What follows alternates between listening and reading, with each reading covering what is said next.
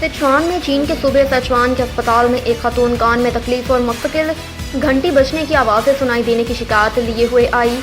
नाक, कान और हलक ENT के माहिर डॉक्टर ने तफसीली मुआयने के बाद जब उसे कान में दर्द और घंटियों की आवाज़ें सुनाई देने का सबब बताया तो वो शशतर रह गई। डॉक्टर हान चेंग लॉन्ग ने एंडोस्कोपी करते हुए खातून को बताया कि उसके दाएं कान में मकड़ी ने घर बनाया हुआ है और मकड़ी का पूरा ख़ानदान उसके कान में रिहाइश पजीर है।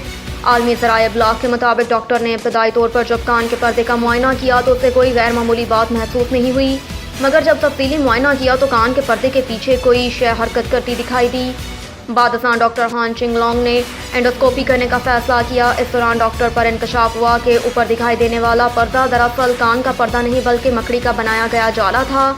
जाले को तोड़ते ही मकड़ी ने तैश में आकर एंडोस्कोपिक ट्यूब पर हमला भी कर डाला। एंडोस्कोपिक और मकड़ी को इसके ख़ानदान समेत कान बदर करने की ये तमाम कार्रवाई डॉक्टर ने खसूसी आले की मदद से अंजाम दी जिस पर वीडियो कैमरा लगा हुआ था।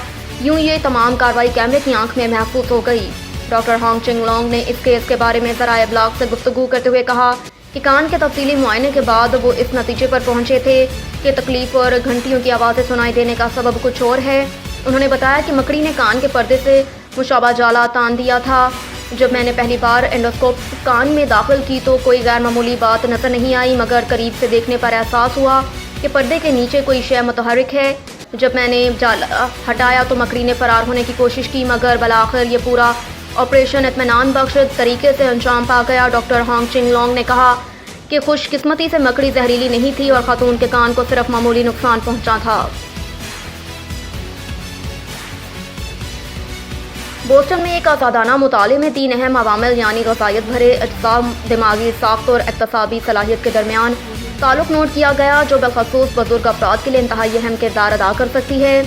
जर्नल न्यूट्रिशन में शाया रिपोर्ट के मुताबिक जामिया इलिनॉय अर्बना शेम्बेन के डॉक्टर ऑरन बालिए और तनवीर ताल्लुकदार का इसरार है कि बाज़ ग़ज़ाई अज्जा, न्यूट्रिएंट्स और 2 सेरशुदा सिचुएटेड फैटी एसिड, कुछ अक़साम के ओमेगा 6, 7 और 9 फैटी एसिड दिमाग को बड़ा करते हैं। इसकी साख्त की तश्कील करके याददाश्त और दिमागी सलाहियत को बेहतर बनाते हैं।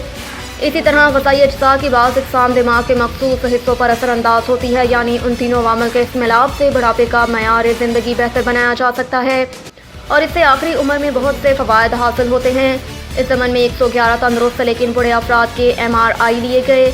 खून में 52 अज्जा के बायोमार्कर नोट किए गए और दिमागी ज़हनी सलाहियत के टेस्ट किए गए। उनमें याददाश्त वगैरह के टेस्ट भी शामिल थे। माहिरीन का इसरार है कि बुजुर्ग अफराद किसी भी तरह दिमाग के लिए मुफीद ग़ज़ाई अज्जा को नज़रअंदाज ना करें और इस तरह वो बेहतर ज़िंदगी गुजार सकते हैं। कैलिफोर्निया में टेक्नोलॉजी कंपनी मेटा ने सार्फिन की आसानी के लिए हालिया दिनों में तवातर के साथ व्हाट्सएप में नए फीचर मुतारिफ करवाए। इसी ही सिलसिले को जारी रखते हुए कंपनी एक ऐसा फीचर मुतारिफ करवाने जा रही है जिसकी मदद से एंड्रॉयड सार्फिन के लिए चैट की मुंतकली इंतहाई आसान हो जाएगी। व्हाट्सएप बीटा इन्फो की ताज़ा तरीन रिपोर्ट के मुताबिक जल्द ही कंपनी की जानिब से ऐसी सहूलत फराहम कर दी जाएगी जिसके तहत 2 एंड्रॉयड डिवाइसेस के दरमियान व्हाट्सएप चैट की मुंतकली बगैर गूगल ड्राइव की जा सकेगी। ये नया फीचर व्हाट्सएप एंड्रॉयड बीटा के 2.23.9.19 में मुतारिफ करवाया गया। इस फीचर का मकसद चैट की मुंतकली के अमल से मौसर अंदाज में गूगल ड्राइव चैट बैकअप की ज़रूरत को ख़त्म करना है।